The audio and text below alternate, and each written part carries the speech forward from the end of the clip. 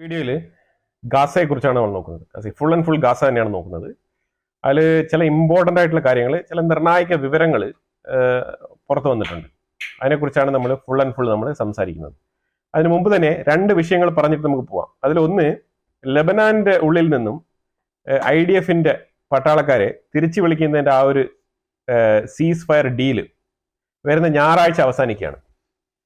അപ്പോൾ ഇതിനെ ചൊല്ലി നെതന്യാഹു ട്രംപിന് ഒരു ഇൻഫർമേഷൻ വിട്ടിരുന്നു, കുറച്ച് എക്സ്റ്റൻഷൻ വേണമെന്ന് പറഞ്ഞിട്ട്. പക്ഷെ ട്രംപ് ഇന്നലെ തന്നെ അത് പറ്റത്തില്ല, നിങ്ങൾ പറഞ്ഞതുപോലെ തന്നെ ട്രൂസിൽ ഉറപ്പിച്ച് നിൽക്കണം, നിങ്ങൾ അതുപോലെ തന്നെ 26-ാം തീയതി തന്നെ നിങ്ങൾ പട്ടാളത്തിനെ മൊത്തം പിൻവലിക്കണം, സൗത്ത് ലെബനാൻ ഭാഗത്ത് നിൽക്കാൻ പാടില്ല എന്നുള്ള രീതിയിലുള്ള ഒരു നിർദ്ദേശമാണ് കൊടുത്തത്. പക്ഷെ നെതന്യാഹു അത് കേൾക്കാൻ കൂട്ടാക്കിയില്ല. കാരണം വേറെ ഒന്നുമില്ല, ട്രംപ് ഫ്രണ്ടൊക്കെ തന്നെയാണ്, വിളിച്ച് സംസാരിക്കുകയൊക്കെ ചെയ്യും, അതൊക്കെ ശരിയാണ്. പക്ഷെ ട്രംപ് ഭരിക്കുന്നത് അമേരിക്കയും നെതന്യാഹു ഭരിക്കുന്നത് ഇസ്രായേലുമാണ്. അപ്പൊ ഇസ്രായേലിന്റെ ഉള്ളിൽ അവർ കൂടി ചേർന്നെടുത്ത തീരുമാനത്തിൽ ട്രംപ് പറഞ്ഞെന്ന് പറഞ്ഞിട്ട് നമ്മളുടെ നാഷണൽ സെക്യൂരിറ്റിക്ക് ത്രെട്ട് വരുന്ന പോലെ ഇസ്രായേലിന് ഭീഷണി ഉയർത്തുന്ന ഒരു കാര്യത്തിനോടും വിട്ടുവീഴ്ച ഇല്ലാത്ത രീതിയിലുള്ള നിലപാട് എടുക്കണം എന്നാണ് നെതന്യാഹു വളരെ വൃത്തിയായിട്ടുള്ള തീരുമാനം എടുത്തിരിക്കുന്നത്. ലെബനാന്റെ ഉള്ളിൽ നിന്നും ഒരിക്കലും ആർമിയെ ഫുള്ളായിട്ട് പിൻവലിക്കില്ല. അവിടെ നിശ്ചിത തോതിൽ നെതന്യാഹുവിന് ഒരു സെക്യൂരിറ്റി ത്രെട്ട് വരുന്നില്ല എന്നുള്ള രീതിയിൽ, അതായത് ഈ ഒരു നോർത്തേൺ ഇസ്രായേലിന്റെ ഭാഗത്ത് താമസിക്കുന്ന ഇസ്രായേലികൾക്ക് ഒരു രീതിയിലുള്ള ഭീഷണിയും ഉയരാൻ പാടില്ല എന്ന് തന്നെയാണ് വളരെ ശക്തമായിട്ടുള്ള തീരുമാനം എടുത്തിരിക്കുന്നത് ഇസ്രായേൽ.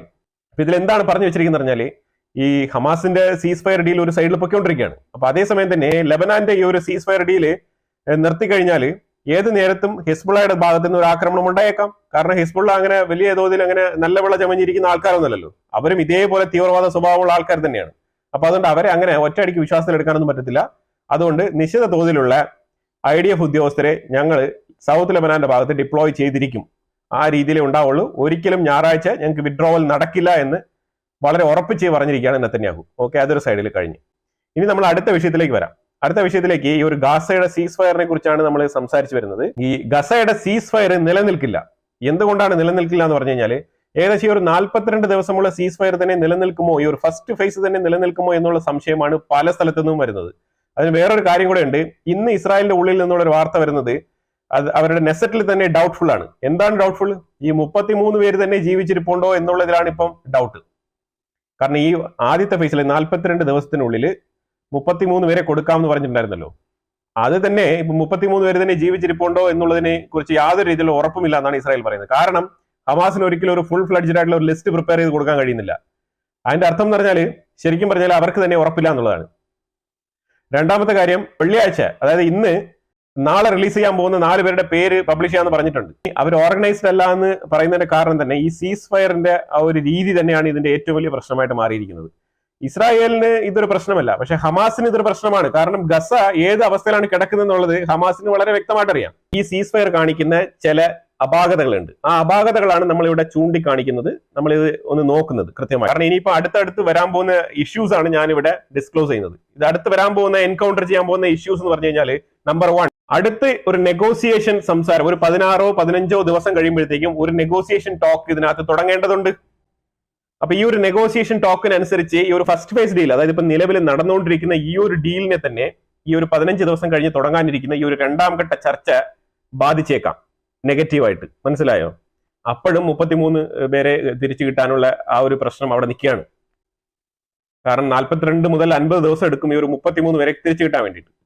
ആ ചർച്ച പരാജയപ്പെട്ടാൽ അത് ഇപ്പൊ നടന്നുകൊണ്ടിരിക്കുന്ന ആ ഒരു സീസ് ഫയർ ഡീലിനെയും അത് നെഗറ്റീവായിട്ട് ഇമ്പാക്ട് ചെയ്യും. അത് നമ്പർ 1. ഇനി അഥവാ ഈ സീസ് ഫയർ അങ്ങ് മുന്നോട്ട് പോകുന്നു വെച്ചോ, സെക്കൻഡ് ഫേസ് ചർച്ച വിജയകരം, അങ്ങനെയാണെങ്കിൽ അവിടെ വേറൊരു ചോദ്യം വരുന്നുണ്ട്. ആരാണ് ഈ ഗസയെ ഗവൺ ചെയ്യുക? ആരാണ് ഈ ഗസയെ നിയന്ത്രിക്കാൻ പോകുന്നത്? ആരാണ് ഈ ഗസയെ മുന്നോട്ട് നയിക്കാൻ പോകുന്നത്? ഇതൊരു വലിയ ചോദ്യമാണ്. കാരണം ഇസ്രായേൽ ഇപ്പോഴും ഗസയ്ക്കുള്ളിൽ ഹമാസ് വേണ്ട, ഹമാസിനെ ഫുള്ളായിട്ട് എലിമിനേറ്റ് ചെയ്യണം എന്നാണ് ആവശ്യപ്പെടുന്നത്. ആ തീരുമാനത്തിൽ ഇസ്രായേൽ ഉറച്ചു നിൽക്കുകയാണ്. അപ്പൊ അതുകൊണ്ട് ഹമാസിന് അവിടെ ഒരു സാധ്യതയില്ല എന്നുള്ളതാണ്. ഹമാസിനെ അവിടെ സാധ്യതയില്ല എന്ന് പറയുമ്പോഴത്തേക്കും 2ാം ഘട്ട ചർച്ചയിൽ എങ്ങനെയാണ് ഇത് മുന്നോട്ട് കൊണ്ടുപോകാൻ പോകുന്നത്? ബാക്ക് ടു ബാക്ക് ഒരു പോയിന്റ് മറ്റൊരു പോയിന്റിനെ ഡിപ്പെൻഡ് ചെയ്താണ് വർക്ക് ആകുന്നത്. ആ രീതിയിലാണ് ഈ ഒരു സീസ് ഫയർ ഡീൽ തന്നെ നിലനിൽക്കുന്നത്. തന്നെ ഹമാസിനെ തന്നെ ഗസയ്ക്കുള്ളിൽ വേണ്ട എന്ന് പറയുമ്പോഴത്തേക്കും പിന്നെ എങ്ങനെയാണ് അവിടെ ഹമാസിനെ കൊണ്ട് ഒരു ഗവർണൻസ് അവിടെ ഉണ്ടാക്കാൻ പറ്റുക? അപ്പൊ ഒരിക്കലും ഇസ്രായേൽ അതിന് അനുവദിക്കത്തില്ല. എന്തിനു ഭേദം പാലസ്തീനിയൻ അതോറിറ്റിയെ പോലും ഇസ്രായേൽ അനുവദിക്കുന്നില്ല എന്നുള്ളതാണ്. അപ്പൊ അതൊരു ചോദ്യചിഹ്നമായി തന്നെ നിൽക്കുകയാണ്. ഈ ഒരു ചോദ്യചിഹ്നത്തിന് ഒരു ആൻസർ ഇല്ലാതെ എങ്ങനെയാണ് ഒരു സെക്കൻഡ് ഫേസ് അല്ലെങ്കിൽ തേർഡ് ഫേസ് സീസ് ഫയർ ഡീൽ മുന്നോട്ട് പോകാൻ പോകുന്നത്?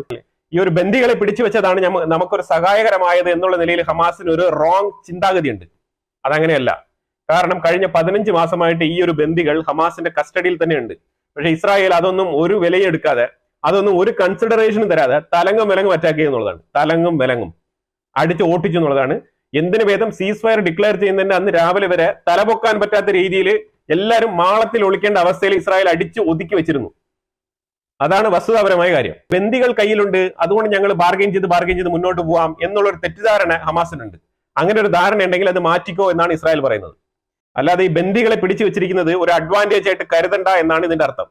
15 മാസം കൊണ്ടിട്ടും പഠിച്ചില്ല എന്നുള്ളതാണ് നമുക്ക് ഇതിൽ നിന്ന് മനസ്സിലാക്കാൻ പറ്റുന്നത്. പിന്നെ അടുത്ത ചാലഞ്ച് എന്ന് പറഞ്ഞു കഴിഞ്ഞാൽ അവിടുത്തെ വീടുകളെല്ലാം തന്നെ വാസയോഗ്യമല്ല എന്നുള്ളതാണ്. ഫുള്ളി ഡിസ്ട്രോയിഡ് ആണ്. പല വീടുകളും സ്കെലിറ്റലാണ്, ആ രീതിയിലാണ് നിൽക്കുന്നത്. അപ്പൊ ഇതിലെങ്ങനെയാണ് താമസയോഗ്യമായ വീടുകൾ സൃഷ്ടിക്കാൻ പറ്റുക? ഈ സീസ് ഫയറിൽ അല്ലെങ്കിൽ ഫർദർ ഡീലിൽ ഒരു കൺഫർമേഷൻ കിട്ടാതെ ആരാണ് അവിടെ പൈസ മുടക്കാൻ പോകുന്നത്? ഇനി അഥവാ പൈസ മുടക്കാൻ ആൾക്കാരുണ്ടെങ്കിൽ തന്നെയും ഇതിനാരാണ് പെർമിഷൻ കൊടുക്കാൻ പോകുന്നത്? ഇപ്പൊ ഈ ഹമാസ് എന്ന് പറഞ്ഞ സംഘടന തീവ്രവാദ സംഘടനയായിട്ട് പ്രഖ്യാപിച്ചിരിക്കുകയാണ്. അപ്പൊ ഈ തീവ്രവാദത്തിന് ആരാണ് പൈസ കൊടുക്കാൻ പോകുന്നത്?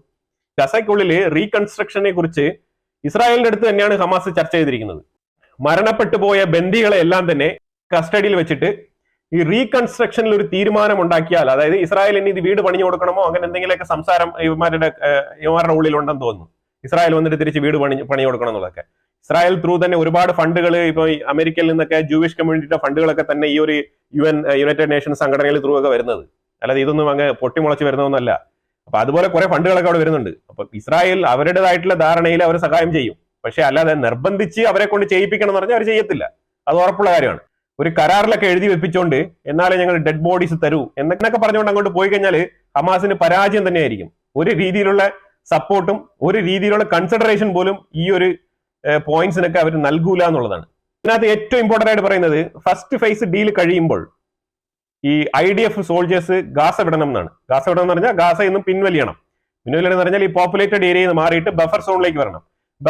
ബഫർ സോൺ എന്ന് പറയുമ്പോഴത്തേക്ക് ഞാൻ ഓൾറെഡി പറഞ്ഞിരുന്നു 1.5 കിലോമീറ്റർ ആണ് ബഫർ സോൺ. അതിൽ IDF 700 മീറ്ററിൽ സ്ഥിതി ചെയ്യും എന്നാണ് പറയുന്നത്. 700 മീറ്ററിൽ IDF സോൾജേഴ്സ് നിലനിൽക്കും. അവര് 700 മീറ്റർ, അതാണ് ഒരു മിഡ് ഓഫ് ബഫർ സോൺ. ആ മിഡിൽ ബഫർ 700 മീറ്ററിൽ അവർ നിൽക്കും. ഇതാണ് അപ്പൻഡിക്സിൽ പറയുന്നത്, ആ കരാറിൽ പറയുന്നത്. 42 മുതൽ 50 ദിവസത്തിനുള്ളിൽ തന്നെ അവിടെ ഫിലഡൽഫി കോറിഡോറിൽ നിന്നും റഫ ബോർഡറിൽ നിന്നും വിട്ടു നൽകണം എന്നുള്ള ഒരു റിക്വസ്റ്റ് ഹമാസ് തീർച്ചയായിട്ടും മുന്നോട്ട് വെച്ചുകൊണ്ടിരിക്കുകയാണ്. വീണ്ടും ആവർത്തിച്ച് പറയുകയാണ്. പക്ഷേ ഇസ്രായേൽ വളരെ വ്യക്തമായിട്ട് പറഞ്ഞിട്ടുണ്ട് അതിൽ നിന്നും പിന്മാറില്ല എന്നാണ് പറഞ്ഞിരിക്കുന്നത്. അത് കൂടാതെ എല്ലാ അന്താരാഷ്ട്ര സംഘടനകളായാലും എല്ലാ മേഖലകളിലും എവിടെയൊക്കെ ഇസ്രായേലിന് സംസാരിക്കാൻ അവസരം കിട്ടുന്നോ അവിടെയെല്ലാം ഗാസയുടെ കൺട്രോള് ഇസ്രായേൽ ആവശ്യപ്പെടുന്നുണ്ടെന്നുള്ളതാണ്. അതായത് എല്ലാ കാലവും അവർക്ക് ഈ ഗാസ സെക്യൂരിറ്റിയുടെ ഭാഗമായി ഗാസയ്ക്ക് മുകളിൽ എപ്പോഴും ഒരു സർവൈലൻസ് വേണം എന്നാണ് ആവശ്യപ്പെടുന്നത്. അവർക്ക് ഒരു നിരീക്ഷണം വേണം ഗാസയ്ക്കുള്ളിൽ എപ്പോഴും. അത് ഇസ്രായേൽ തുടർച്ചയായിട്ട് ആവശ്യപ്പെടുന്ന കാര്യമാണ്. പിന്നെ ഏറ്റവും കൂടുതൽ സെക്യൂരിറ്റി ത്രെട്ട് ഏരിയ ആയിട്ട് ഇസ്രായേൽ വിലയിരുത്തുന്നത് നോർത്ത് ഗാസയാണ്. നോർത്ത് ഗാസ എന്ന് പറഞ്ഞാൽ ഈ നെറ്റ്സറീം കോറിഡോറിന്റെ ഈ ഭാഗം, സൗത്ത് ഇസ്രായേലിന്റെ ഭാഗത്തോട് ചേർന്ന് കിടക്കുന്ന ആ ഒരു നോർത്ത് ഗാസ, ഈ ഒരു ഏരിയയിലാണ് ഏറ്റവും കൂടുതൽ അവർ അതുവഴിയാണ് ഈ ഒരു ആക്രമണം നടത്തിയത്. October 7 നടന്ന ആ ഒരു ഏരിയ. അപ്പൊ അത് തന്നെയാണ് ഏറ്റവും കൂടുതൽ പോയിന്റ് ഔട്ട് ചെയ്തിരിക്കുന്നത്. ഇതൊരു കാര്യം വെച്ചാൽ ലാസ്റ്റ് 15 മാസമായി ഈ നോർത്ത് ഗാസയ്ക്കുള്ളിൽ ഒരു പാലസ്തീനി ഉള്ളിലോട്ട് പോയിട്ട് അവിടെ വീട് കെട്ടി താമസിച്ചവനോ ആരും ആയിക്കോട്ടെ, ആ സ്ഥലത്തിന്റെ ഉടമസ്ഥൻ പോലും ഈ നെറ്റ്സറീം കോറിഡോർ കഴിഞ്ഞ് നോർത്ത് ഗാസയ്ക്കുള്ളിൽ കഴിഞ്ഞ 15 മാസമായിട്ട് പോയിട്ടില്ല. നോർത്ത് ഗാസയിലോട്ട് അവിടെ താമസിച്ചിരുന്ന ആൾക്കാരെ ഈ വരുന്ന ശനിയാഴ്ച നാളെയാണ് അവരെ അവിടെ കയറ്റുന്നത്. അതൊരു സിംഗിൾ എൻട്രൻസ് വഴിയാണ് കയറ്റി വിടുന്നത്. ചെക്കിംഗ് ഒന്നുമില്ല, പരിശോധനകളൊന്നുമില്ല. വ്യക്തിപരമായിട്ട് നടന്ന് വാക്കിൻ പോയി അവിടെ പോയി നിങ്ങൾക്ക് നിങ്ങളുടെ സ്ഥലം നോക്കാം. അവിടെ ഒന്നുമില്ല, തൂത്ത് പറക്കിയിട്ടിരിക്കുകയാണ്, അത് വേറെ കാര്യം. പിന്നെ പോയി കണ്ട് കരഞ്ഞിട്ടൊക്കെ വരാം. എന്റെ വീടിരുന്ന സ്ഥലമാണെന്നൊക്കെ ഓർത്തിട്ടൊക്കെ വരാൻ പറ്റും. അല്ലാതെ അതിനകത്ത് വേറെ ഒന്നും ചെയ്യാനില്ല. അപ്പൊ അവിടെ കയറി പോകാനുള്ള പെർമിഷൻ കൊടുത്തിട്ടുണ്ട്. പിന്നെ ഈ ഈജിപ്ഷ്യൻസിന്റെ ടെമ്പററി ടെന്റ് ഒക്കെ ഉണ്ടല്ലോ, അതൊക്കെ കൊണ്ടുപോയി വേണമെങ്കിൽ കെട്ടി താമസിക്കാം അവിടെ, അല്ല വേറെ കുഴപ്പമൊന്നുമില്ല. അതേസമയം വെഹിക്കിൾസിന് വാഹനങ്ങൾ കൊണ്ടുപോകാൻ ചെറിയൊരു തടസ്സമുണ്ട്. ഈ വാഹനങ്ങൾ കൊണ്ടുപോകുന്നതിന് പരിശോധനയുണ്ട്. ഈ വാഹനങ്ങൾ പരിശോധിക്കും അതിനകത്ത് ആയുധങ്ങൾ വല്ലതും കൊണ്ടുപോകുന്നു എന്ന് പറഞ്ഞിട്ട്. അതുപോലെ തന്നെ ഈ നെറ്റ്സറീം കോറിഡോർ കഴിഞ്ഞിട്ടാണ് ഈ ഒരു നോർത്ത് ഗാസയ്ക്കുള്ളിൽ പോകുന്നത്. അപ്പൊ നെറ്റ്സറീം കോറിഡോറിൽ ഒരു അമേരിക്കൻ കമ്പനി, അത് ഇസ്രായേലിന്റെ ഇൻഫ്ലുവൻസ് ഉള്ള ഒരു കമ്പനി തന്നെയാണ് അവിടെ നിയമിച്ചിരിക്കുന്നത്. എന്തിനാണ്? ഇവരെ മോണിറ്റർ ചെയ്യാൻ. IDF അവിടെ പരിശോധിക്കുന്നൊന്നുമില്ല. IDF നെറ്റ്സറീം കോറിഡോറിലോട്ട് മാറി നിൽക്കുകയാണ്, ബഫർ സോണിലോട്ട്. IDF ഒരിക്കലും പോപ്പുലേറ്റഡ് ആയിട്ടുള്ള ഏരിയയിൽ, അതായത് ജനവാസ കേന്ദ്രങ്ങളിൽ IDF നിൽക്കുന്നില്ല. IDF മാറി ബഫർ സോണിലോട്ട് മാറി നിൽക്കുകയാണ്. ജനവാസ കേന്ദ്രത്തിലോട്ട് ആൾക്കാർ കയറി പോവാണ്. നാളെ തൊട്ട് നോർത്ത് ഗാസയിലോട്ട് കയറി പോവാം. ഈ സൗത്ത് ഗാസയിൽ, അതായത് ഇപ്പം ഇന്നലെ മുതലേ അവിടെ ഈ സീസ് ഫയർ പ്രഖ്യാപിച്ചത് മുതലേ ഈ റഫ ബോർഡറൊക്കെ കഴിഞ്ഞ് വന്ന ആൾക്കാർ സെൻട്രൽ ഗാസയിലൊക്കെ ഇരിപ്പുണ്ട്. അവരൊക്കെ നാളെ നോർത്ത് ഗാസയിൽ താമസിച്ചിരുന്ന അവിടുത്തെ ആൾക്കാർ നോർത്ത് ഗാസയിലോട്ട് പോവാം. പിന്നീട് നോർത്തിനും സൗത്തിനും ഒരു പ്രശ്നങ്ങളൊന്നും ഇല്ലാതെ തന്നെ അങ്ങോട്ടും ഇങ്ങോട്ടും മൂവിങ് ഒക്കെ ഉണ്ട്, കുഴപ്പമൊന്നുമില്ല, ഒരു പരിശോധനയൊന്നുമില്ല. അൺലെസ് നിങ്ങൾ ഏതെങ്കിലും ആയുധങ്ങൾ കൊണ്ടുപോകുന്നു എന്നുള്ള ഒരു രീതിയിലുള്ള ഡൗട്ട് വന്നാൽ പരിശോധിക്കും. അടുത്തത് ഏറ്റവും ക്രൂഷ്യൽ ആയിട്ട് വരുന്ന ഒരു മേഖല, അതായത് ഈ ഒരു സീസ് ഫയർ ഡീൽ തകരാനുള്ള ഏറ്റവും ഇമ്പോർട്ടന്റ് ആയിട്ടുള്ള ബേസിക് ആയിട്ടുള്ള കാര്യം, അതാണ് പ്രശ്നം. അതാണ് ഈ ഒരു ബന്ദികളെ കൈമാറുന്നത്. ഈ 33 ബന്ദികൾ ജീവിച്ചിരിപ്പില്ല എന്ന് ഇസ്രായേൽ ഉറച്ചു വിശ്വസിക്കുന്നുണ്ട്. അവർ കൃത്യമായിട്ട് സ്റ്റേറ്റ്മെന്റും പറഞ്ഞിട്ടുണ്ട്. അതുകൊണ്ട് തന്നെയാണ് ഹമാസിന് ഇത് ക്ലാസിഫൈ ചെയ്ത് ലിസ്റ്റ് പുറത്തുവിടാൻ ഇത്രയും താമസം. പക്ഷെ അതിൽ എത്ര പേര് ജീവിച്ചിരിപ്പുണ്ടെന്നുള്ളതാണ് ഡൗട്ട്ഫുൾ. ഇതിനകത്ത് ഇസ്രായേൽ ഫസ്റ്റ് ഫേസിൽ 1904 പേരെ വിടാന്നാണ് പറഞ്ഞിരിക്കുന്നത്. ഇതിൽ 1000 പേരെ ഇപ്പൊ ഈ ഒരു സീസണിൽ പിടിച്ചതാണ്. അതിന് വലിയ വാല്യൂ ഇല്ല. അവരെ ഈ ഒരു യുദ്ധത്തിന്റെ ഇടയിൽ അവരെ ആരൊക്കെ ഡൗട്ട്ഫുൾ ആയിട്ട് തോന്നി അവരൊക്കെ ക്യാപ്ചർ ചെയ്തതാണ്. അപ്പൊ അതൊരു 1000 പേരെയാണ് അതിൽ ഉൾപ്പെടുത്തിയിരിക്കുന്നത്. ബാക്കിയുള്ള 904 പേരാണ് ശരിക്കും പറഞ്ഞാൽ അവരുടെ ഒരു പഴയ ക്രിമിനൽ ബാക്ക്ഗ്രൗണ്ട് വെച്ചിട്ട് കുറെ കാലങ്ങളായിട്ട് അറസ്റ്റ് ചെയ്ത് അവരെ നിയമത്തിന് വിധേയമായി ശിക്ഷിക്കപ്പെട്ട് ജയിലിൽ കിടക്കുന്നത്. അപ്പൊ അങ്ങനത്തെ ക്രിമിനൽ ആയിട്ടുള്ള ആൾക്കാരാണ് ഈ ഒരു 904 പേര് വരുന്നത്. അപ്പൊ ഇത് വിട്ടുകൊടുക്കണം എന്നുണ്ടെങ്കിൽ 50-ാം ദിവസം ശരിക്കും പറഞ്ഞാൽ ആ ഒരു സീസ് ഫയർ കണ്ടീഷനിൽ വെച്ചിരിക്കുന്നതിൽ 50-ാം ദിവസം ലിവിങ് ഹോസ്റ്റേജസ് ആയിട്ടുള്ള പെണ്ണുങ്ങളൊന്നും അവരുടെ കയ്യിൽ കാണാൻ പാടില്ല. ലേഡീസ്, കുട്ടികൾ, വയസ്സായ ആൾക്കാർ, വയസ്സായത് മീൻസ് 50 വയസ്സിന് മുകളിലുള്ള ആൾക്കാർ, ഇവരാരും തന്നെ ഈ 3 കാറ്റഗറിയിലുള്ള ആൾക്കാർ ആരും തന്നെ 50 ദിവസത്തും 42 മുതൽ 50 ദിവസത്തിന് മുകളിൽ അവരുടെ കയ്യിൽ കാണാൻ പാടില്ല. അത് 33 ആയിക്കോട്ടെ, 43 ആയിക്കോട്ടെ, 53 ആയിക്കോട്ടെ, എന്താണ് നമ്പേഴ്സ് എന്നുള്ളത് അവിടെ ഇറലവന്റ് ആണ്. ഇങ്ങനെ ഈ കാറ്റഗറിയിലുള്ള ആൾക്കാർ അവരുടെ കൈവശം കാണാൻ പാടില്ല എന്നുള്ളത് വളരെ ശക്തമായി പറഞ്ഞിട്ടുമുണ്ട്, ആ സീസ് ഫയർ ഡീലിൽ എഴുതി കൊടുത്തിട്ടുണ്ട്. അപ്പൊ 50 ദിവസമായിട്ടും ഇവര് ഈ ഒരു കാറ്റഗറിയിലുള്ള ബന്ദികളെ വിട്ടുകൊടുക്കുന്നില്ല എന്നുണ്ടെങ്കിൽ സീസ് ഫയർ അടപടലം അവിടെ പൊളിയും. അവിടെ പൊളിയുന്ന സ്ഥിതിക്ക് വേറെ ഒന്നുമില്ല, തിരിച്ച് അതേപോലെ എന്താണോ പഴയ അറ്റാക്കിംഗ് മെത്തേഡ് അതേ രീതിയിൽ തുടങ്ങും. IDF ഫുൾ ഗാസയ്ക്കുള്ളിൽ ഡിപ്ലോയ് ചെയ്യും, വീണ്ടും അറ്റാക്ക് തുടങ്ങും, ആക്രമണം തുടങ്ങും. സെൻട്രൽ ഗാസയിൽ ഇരുന്നാണ് തുടങ്ങുന്നത്. കാരണം ഈ സെൻട്രൽ ഗാസയിലാണ് ഇസ്രായേൽ ഇതുവരെ അറ്റാക്ക് നടത്താതെ വെച്ചിരിക്കുന്ന 2 ഏരിയാസ്. ആ 2 ഏരിയാസിലാണ് ഈ പറഞ്ഞ ഈ ഹമാസ് ഇപ്പൊ ഇറങ്ങി വെളിയിൽ കറങ്ങി നടക്കുന്നില്ല, യുവമാരെല്ലാം അവിടെയാണ് ഉണ്ടായിരുന്നത്. അവിടെയാണ് ഈ ബന്ദികളെ സേഫ് ആയിട്ട് വെച്ചിരിക്കുന്നത് എന്നുള്ള ഒരു വിശ്വാസത്തിന്റെ പേരിലാണ് ഇസ്രായേൽ ആ സ്ഥലത്ത് അറ്റാക്ക് നടത്താത്തത്.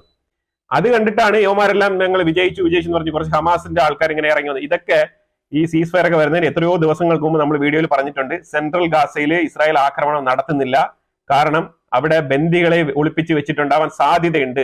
മാക്സിമം ഒരു 90% അവിടെയാണ് സാധ്യത എന്ന് പറഞ്ഞിട്ടാണ് ഇസ്രായേൽ ആ ഭാഗം അറ്റാക്ക് ചെയ്യാതെ വിട്ടത്. അപ്പൊ എന്തായാലും ഈ ഒരു ബന്ദികളുടെ റിലീസ്, ഇതിലാണ് ഈ ഒരു സീസ് ഫയർ ഡീൽ പൊളിയാൻ പോകുന്നത്. ഇപ്പൊ ആകെ ഉള്ളത് അവരുടെ കയ്യിൽ 91 പേര്.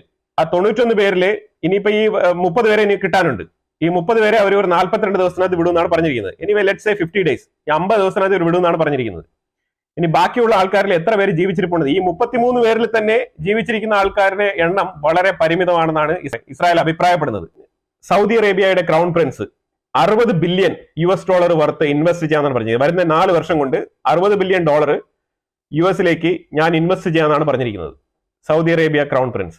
ഇത് കേട്ടപാടെ ഡൊണാൾഡ് ട്രംപ് എല്ലാം മാറ്റിവെച്ചിട്ട് ഫസ്റ്റ് വിസിറ്റ് സൗദി അറേബ്യയ്ക്ക് ആവട്ടെ എന്നുള്ള രീതിയിലുള്ള തീരുമാനമാണ് എടുത്തിരിക്കുന്നത്. അതായത് അയാളുടെ ഒഫീഷ്യൽ വിസിറ്റ് സൗദി അറേബ്യയ്ക്കാണ് ആദ്യമേ വരുന്നത്. എന്തുകൊണ്ട്? ഈ $600 ബില്യൺ കിട്ടുന്നത് അതുകൊണ്ടാണ്. അപ്പൊ ഈ രീതിയിലാണ് ട്രംപിന്റെ ഡിസിഷൻസ് എല്ലാം തന്നെ മാറി പൊയ്ക്കൊണ്ടിരിക്കുന്നത്. ഇപ്പൊ സൗദിക്കാണ് ഫസ്റ്റ് വിസിറ്റ് വരുന്നത് വെച്ചോ. സൗദിയുടെ താല്പര്യങ്ങൾ എന്താണ്? സൗദി വളരെ ശക്തമായിട്ട് 2 സ്റ്റേറ്റ് തിയറിയെ സപ്പോർട്ട് ചെയ്യുന്നുണ്ട്. പാലസ്തീൻ എന്ന് പറഞ്ഞൊരു സ്റ്റേറ്റ് ഉണ്ടാവണം എന്ന് ശക്തമായി വാദിക്കുന്ന കൂട്ടത്തിലുള്ള ആളാണ് സൗദി അറേബ്യ. അത് കൂടാഞ്ഞിട്ട് എബ്രഹാം അക്കോർഡില് പാലസ്തീൻ എന്ന് പറഞ്ഞുള്ള സ്റ്റേറ്റ് എഴുതി ചേർക്കപ്പെടണം, അതായത് ഗസയെ ഇൻക്ലൂഡ് ചെയ്തുകൊണ്ട് പാലസ്തീനിയൻ സ്റ്റേറ്റ് എബ്രഹാം അക്കോർഡിൽ എഴുതി ചേർക്കപ്പെടണമെന്ന് ആഗ്രഹിക്കുന്ന ആളാണ് സൗദി അറേബ്യ. അപ്പൊ ഈ അഭിപ്രായങ്ങളെല്ലാം അവിടെ റിഫ്ലക്ട് ചെയ്യാനുള്ള സാധ്യതയുണ്ട്. കാരണം അയാൾ കൃത്യമായിട്ട് ഒരു ഇൻവെസ്റ്റ്മെന്റ് എന്നൊക്കെ പറഞ്ഞുകൊണ്ട് ട്രംപിനെ ഒരു പരിധി വരെ സ്വാധീനിക്കാൻ ശ്രമിക്കുന്നുണ്ട്. അത് ഏത് രീതിയിൽ സക്സസ്ഫുൾ ആവും നമുക്ക് അറിയത്തില്ല. പക്ഷേ അതിന്റെ കൂടെ വേറെ കുറെ ആൾക്കാരുണ്ട്. ഈ നെതന്യാഹു എന്ന് പറഞ്ഞാൽ അത്ര ചില്ലറക്കാരനൊന്നുമല്ല. അയാൾ US തന്നെ ജനിച്ച് വളർന്ന് അവിടെ തന്നെ പഠിച്ചിട്ട് ഇസ്രായേലിനെ സേവിക്കാൻ വേണ്ടി ഇസ്രായേൽ IDF ചേർന്ന് പണിയെടുക്കാനും രാജ്യസേവനത്തിന് വേണ്ടിയിട്ട് അമേരിക്കയിൽ നിന്നും എല്ലാം വിട്ടെറിഞ്ഞിട്ട് ഇസ്രായേലിലോട്ട് വന്ന ആളാണ് നെതന്യാഹു. അപ്പൊ അതുപോലെ നെതന്യാഹു ഒരു വാരിയറാണ്, ട്രംപ് ഒരു വാരിയർ അല്ല, അത് മനസ്സിലാക്കുക ആദ്യം. രണ്ടാമത്, നെതന്യാഹുവിനെ നല്ല രീതിയിൽ ഇൻഫ്ലുവൻസ് ചെയ്യാനുള്ള കമ്മ്യൂണിറ്റി അമേരിക്കയിലുണ്ട്. ഈ ജൂയിഷുമായിട്ട് ബന്ധപ്പെട്ടുള്ള അത്രമാത്രം സംഘടനകൾ അമേരിക്കയിലുണ്ട്. ട്രംപിന് ഒരുപാടൊന്നും വളരെ സ്ട്രിക്റ്റ് ആയിട്ടുള്ള നിയമങ്ങളൊന്നും നെതന്യാഹുവിനെതിരെ എടുക്കാനൊന്നും കഴിയില്ല. അങ്ങനെ എടുത്തു കഴിഞ്ഞാൽ സെനറ്റിന്റെ ഉള്ളിൽ നിന്ന് തന്നെ പണി കിട്ടും, അത് ഉറപ്പാണ്. ഒരുപാട് ദൂരമൊന്നുമില്ല, വിത്തിൻ 1 month ഇതിന്റെ ഡിസിഷൻ അറിയാൻ പറ്റും. ഒരുപാട് അനാലിസിസ് പറയുന്നത് ഈ ഒരു സീസ് ഫയർ ഡീൽ പൊളിയുന്നതും പൊളിയാതിരിക്കുന്നതും ഹമാസിന്റെ കയ്യിലാണ് ഉള്ളത്. രണ്ടാമത് ഒരു 80% ആൾക്കാരും ഇത് പൊളിയും എന്ന് തന്നെയാണ് വിലയിരുത്തുന്നത്. അപ്പൊ എന്തായാലും അഭിപ്രായങ്ങൾ കമന്റ് ബോക്സിൽ രേഖപ്പെടുത്തുക. വീഡിയോ ഇഷ്ടപ്പെട്ടു കഴിഞ്ഞാൽ ലൈക്ക് ചെയ്യുക, ഷെയർ ചെയ്യുക. അതുപോലെ നിങ്ങൾ ആദ്യമായിട്ടാണ് ചാനൽ കാണുന്നുണ്ടെങ്കിൽ മറക്കാതെ സബ്സ്ക്രൈബ് ചെയ്യുക. വീണ്ടും അടുത്ത വിഷയമായിട്ട് വരാം. Thank you so much.